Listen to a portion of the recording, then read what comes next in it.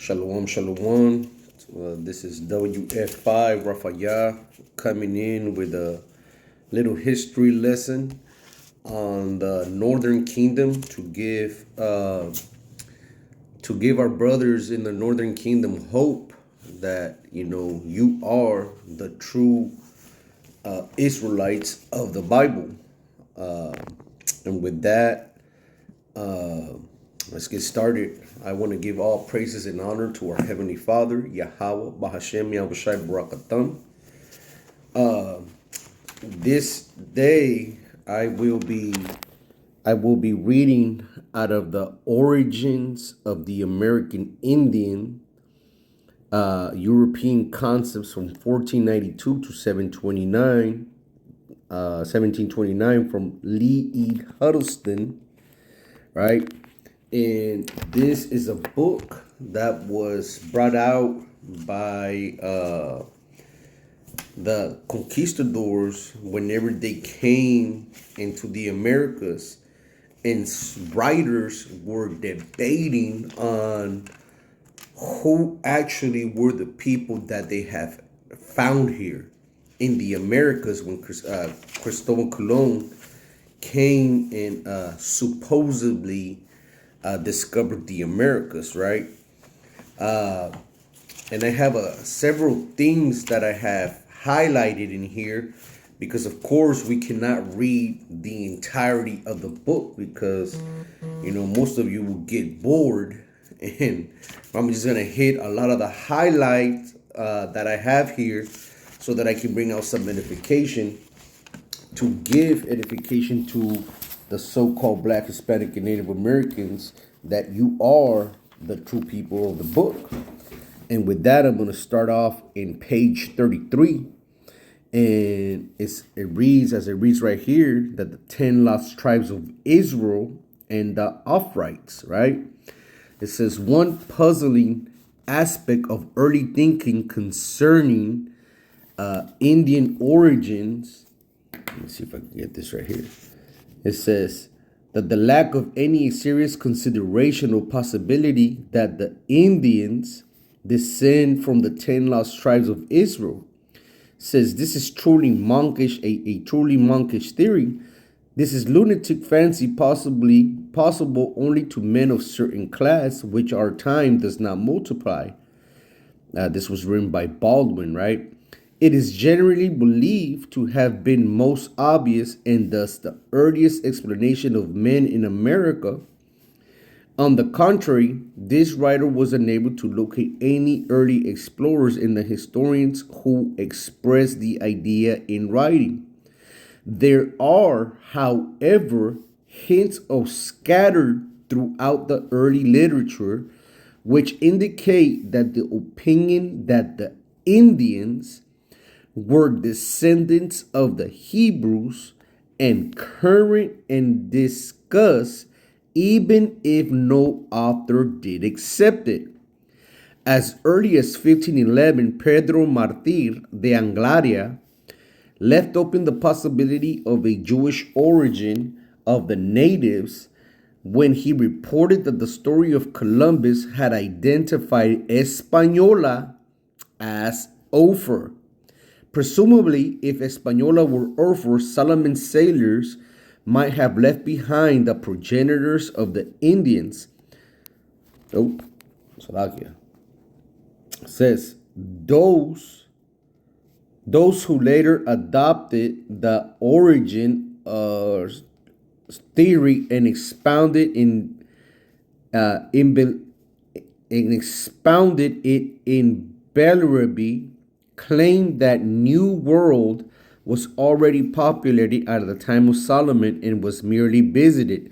Anglaria later noted in the part of his Décadas printed in 1530 that the Indians of Yucatan practiced circumcision, but he did not postulate a Judaic origin. Many of the early writers believed that the Judaic origin of the Indians, Miss Simon in common, With Lord Kingsborough, other disciples claim that virtually all early Spanish writers believed in this theory. Many modern, such as Embelloni and Washapow, accept as a tradition as such belief to Las Casas, Ovidio, Garcia, Juan de Torquemada, Diego Durán, and Felipe Guamán Poma de Ayala of the six men, of the six men writing before 1613, only one, Diego Duran, clearly committed himself to the Hebrew origin theory, right? So these is a lot of the writers that were writing. A lot of the writers that were writing during this time were having a dialogue of accepting of who these Indians were, who they had encountered when Cristobal Colon came into the Americas, right? And you're going to be amazed at some of the things that they came across on when they were going through the history of these people, man, right? I'm going to continue on with this. It says, Luminous introduced the most of the theological arguments with which was later advanced to indicate that Hebrew origin of the Indians, the basis for his story is to how the Jews got to America, was the fourth book of Esdras, whose authority, Luminous, accepted despite its apocryphal standing, and the authority of the four kings and the prophet Isaiah supported the Esdras account.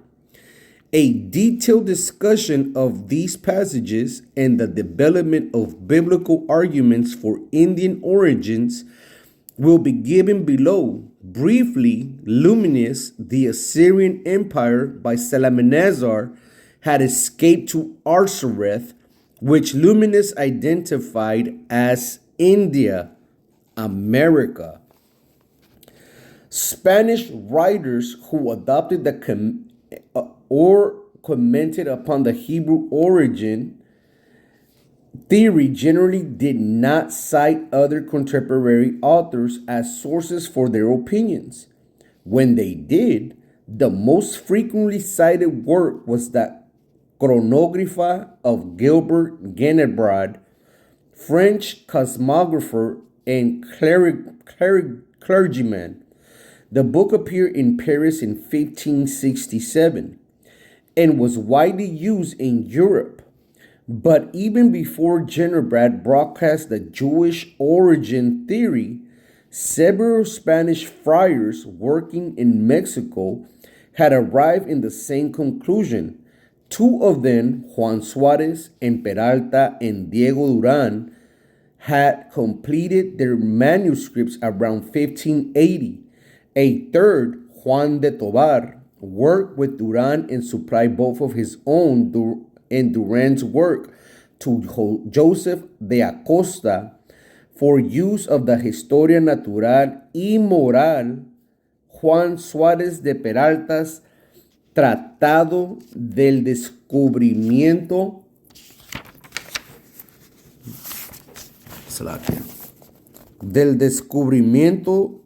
de las Indias remained unpublished until 1878. Diego Durán's Historia de las Indias de Nueva España y las Tierras Firmes appeared in 1867, and in 1880, Juan de Tobar, a relative of Durán, wrote his Relación del origen de los indios que habitan esta Nueva España, según sus historias in the 1570s. The manuscript was lost and not found again until 1856. For the many years it was referred to as the Codes Ramirez. Only in the past of 2 decades has Tobar been accepted as its author. So this is important, family, because if you can literally look up the Codis Ramirez on Google. You can even look for that book, as I was stating right here, right? It's called, if you guys want to see this in Spanish, right? It's called Relación del origen de los indios que habitan esta Nueva España según sus historias in the 1570s. Okay, so this is something that you can Google for yourself and find it, right? Let me keep going down here. It says, Juan Suarez de Peralta was the earliest identifiable Spaniard to endorse the lost tribes of Israel theory, and even his acceptance was qualified. He based his opinions in the authority of chapter 8 of the 4th book of Esdras. The passages to which Suarez de Repalta read.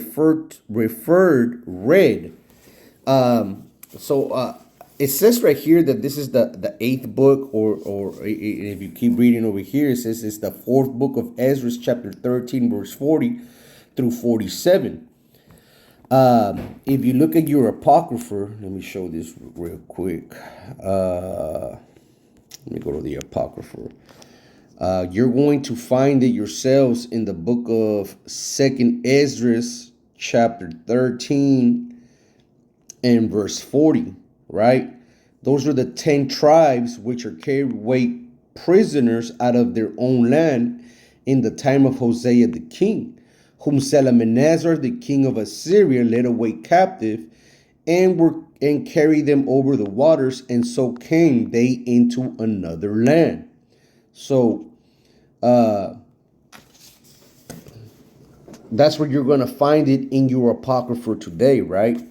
So it says right here, these are the 10 tribes which were led away captive out of their land in the days of Josiah the king, which tribes of Shalmaneser the king of the Assyrians led away captive. He carried them across the river, and thus they rode and transported into another land.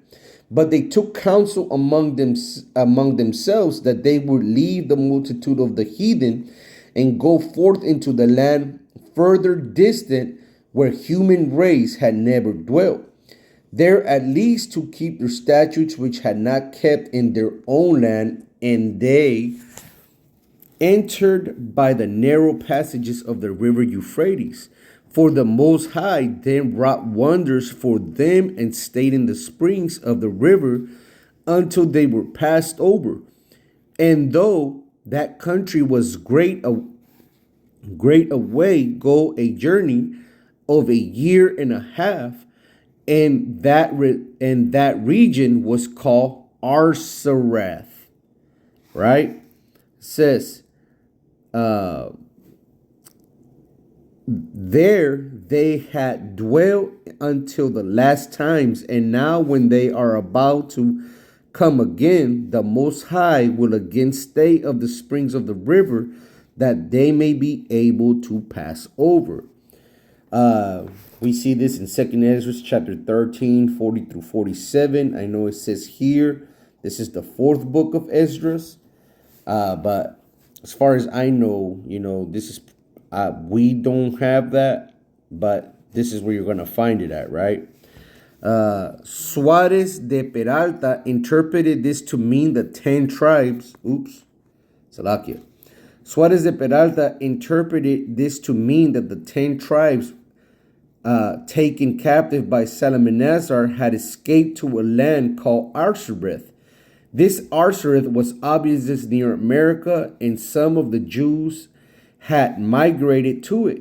He supported this conclusion by citing the similarity of certain Aztec words to Hebrew words, and by claiming both peoples had similar idolatries. He did not, however, claim the 10 lost tribes as the exclusive populators of the New World. So this is important, right? Because it's showing you right here that the Aztec had similar words to the Hebrew, man. Right? And a lot of people don't know that they have found several writings in the Hebrew language, in the Paleo Hebrew, in Mexico, man. Let's go down here. Salakia. I had to turn this thing around. Says Diego Duran was much less equivocal in the theorizing, since he had not received revelation from God, which was the only way to determine for certain where the Indians originated. He would resort to conjecture. He concluded that the Indians must have descended from the Jews. His opinion was based on the strange ways and customs and the lowly conversation of the natives, their way of life, ceremonies, rites, and superstitions, omens, and hypocrisies, all so like the Jews that the Indians themselves must be Jews, right? So this is important, man, because these people, when they conquered the land, they already knew who they had come upon. So, verse, Salakia, that's how I was going to say verse. Right here in the pink, it says, Duran found support for his belief in observations of Indian cultures, which he thought match very well with the biblical descriptions of the Jews. Unlike Suarez de Peralta, who used the Apocrypha of Ezra chapter 4 in which to base his theory, Duran relied on the Bible itself. His source was the second book of the Kings. In the 9th year of Hoshea the king of Assyria captured Samaria, he carried the Israelites away to Assyria. Therefore, the Lord was very angry with Israel and removed them from out of his sight. None of was left but the tribe of Judah only. Duran's version was somewhat garbled by the use of abbreviations, etc., to refer to what happened to the Israelites after their arrival in Assyria. Apparently, he referred to the Arsareth legend from Esdras. As a consequence, his description of the remote land Arsareth seems to be a reference to Assyria. Evidently, the story was so well known that it did not require elaboration. Duran found additional confirmation in the story of Hosea that God had promised to multiply the people of Israel like the sand of the sea. Surely, he argued that his promise was fulfilled by the multitudes the Spanish found in the New World. Furthermore, he noted that the Indians of Mexico had traditions as long journeys, such as from Assyria to Arsareth. They also had traditions of flights, such as Exodus from Egypt.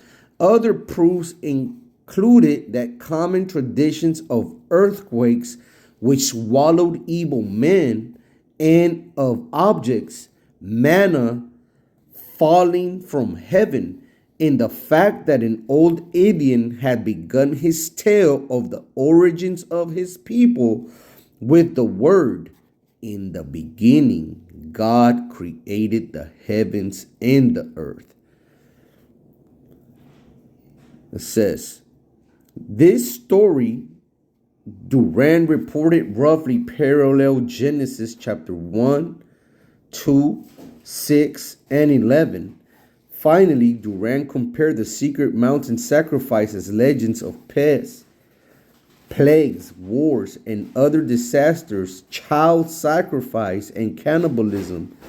He taught that all these legends and myths were common to both the Indians and the lost tribes of Israel.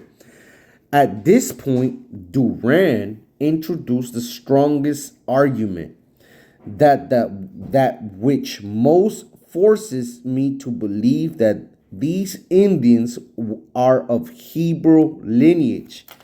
In the strange pertinency they have in not casting away their idolatries and superstitions, living by them as they did their ancestors, as David said in the 105th, 106th Psalm. The relevant passages read. And what this is talking about is going to be found in the book of Psalms 106. It says, they served their idols, which became a snare to them. They sacrificed their sons and their daughters to the demons, and their daughters, they poured out innocent blood, the blood of their sons and daughters. Says, when they sacrificed to idols of Canaan, and the land was polluted with blood. Psalms 106, 36 through 38. Let's get that real quick. All right.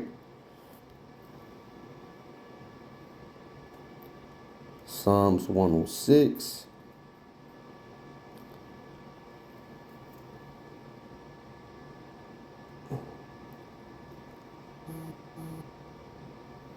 Start at verse 35. It says, but they were mingled among the heathen and learned their works, and they served their idols, which were a snare unto them. Yeah, they sacrificed their sons and their daughters unto devils, and shed innocent blood, even the blood of their sons and their daughters, whom they sacrificed unto the idols of Canaan, and the land was polluted with blood. Thus were they defiled with their own works, and went a whoring with their own inventions.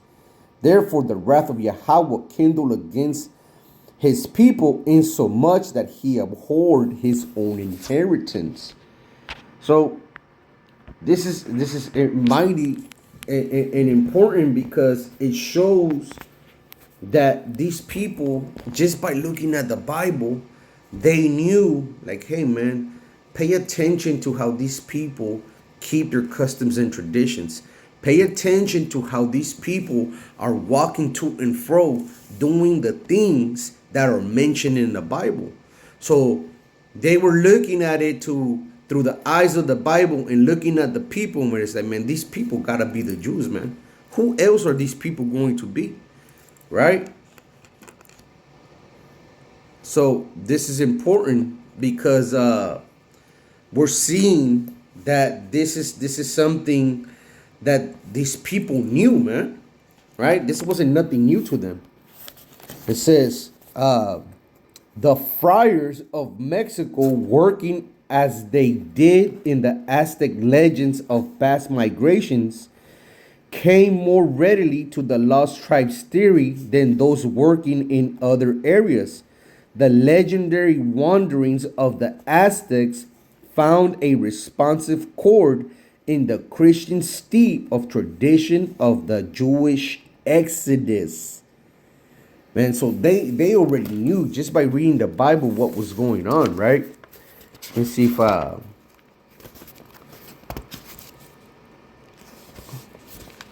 there's something else over here. It's a lot right here.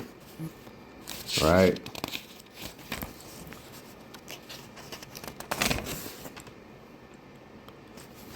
Let's see. It says, between 1607 and 729, only one Spaniard and author of the Issachar, of the Issachar accepted the traditional version of the 10 lost tribes of Israel theory. A variant reading of thesis advanced by Pedro Simon in 1627 enjoyed as much popularity and more notoriety Simon accepted the part of the Esdras story and argued that the Indians probably originated in Israel, but only the tribe of Issachar he based believed on the prophecy of Issachar's father, Jacob. Issachar is a strong ass, crouching between two sheepfolds. He saw a resting place was good. He saw his praising place was good. It says, and the land was pleasant. So he bowed his shoulders to bear and became a slave at forced labor. This is going to be found in the book of Genesis, chapter 49 and verse 14. Let's get that real quick, right?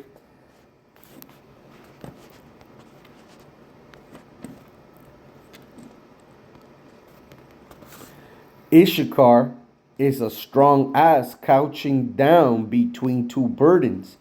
And he saw that the rest was good, and the land it was pleasant, and bowed his shoulder to bear, and became a servant unto tribute. Right? So it's mighty that we're seeing how these people, right, were looking and saying, like, man, look, these people must be of the tribe of Issachar, man.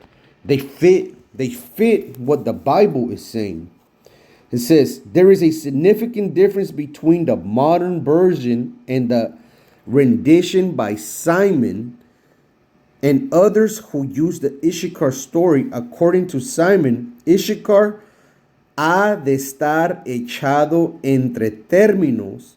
Vázquez Espinosa, who adopted the Issachar theory in the portion of his compendio y Descripción de las Indias Occidentales, published in 1630, phrases it thusly: Issachar, asno fuerte, el que hace asiento entre términos. So this is basically quoting Genesis 49, 14 through 15 in Spanish, right? So this is mighty that these people were writing this all the way back from the 1500s and the 1600s. These people were not fools, man. They knew who the hell they had in possession. Let's keep reading on this, right? It says, the Issachar variant was also accepted by Antonio Vázquez Espinosa in his compendio. Generally, Vázquez argument concerning the possible ways of the first settlers could have come to America parallel to Acosta's conclusion on his nothing as a Salakia, but his conclusion owes nothing to Acosta. I say that the first settlers of the Indies descended from la mejor gente then existing in the world. That is, from the 10 tribes of Israel. When King Salmanasar exiled them to uninhabitable lands, in particular from the tribe of Issachar, without quoting any source other than the Bible and the Apocrypha Esdras, Vázquez developed the Issachar theory precisely as did Simon. Vázquez used a lost tribes theory to buttress his Issachar theory and a degree of confusion resulting. Vázquez used Ezra's story of the migration of the 10 lost tribes to show how the descendants of Issachar, who were among the exiles, could have gotten to America, an event he dated at 739 BC. Yet Vázquez continued with a discussion of the evidence of the Arthurian origin might have brought men to the New World in 1943 BC. He did not explain the connection of Issachar with the Ophirites and seemed to be offering the alternative to the Issachar origin. Apparently, he was not committed to Issachar, but merely thought it most probable. Vasquez also admitted other possible sources for the Salakia. It says, he quoted other possible sources of the Indians, Jews fleeing from Sennacherib about 700 BC. Though West Africa and thence to America, Carthaginians, Scandinavians, Tartars, Chinese, nonetheless, he remained convinced that the most reasonable story seems that they descended from the 10 tribes, especially the tribe of Issachar. This descent was incited by many of the customs, rites, and ceremonies common to the ancient Hebrews and modern Indians. The examples which introduced were typical similarity in physique and in temperament, circumcision, burial customs, language, etc. He did not place much faith in pursuing equivalents of Peru and Ophir, nor did he think it easy for metamorphosis of Indio into Idio by inverting the N carry any significance.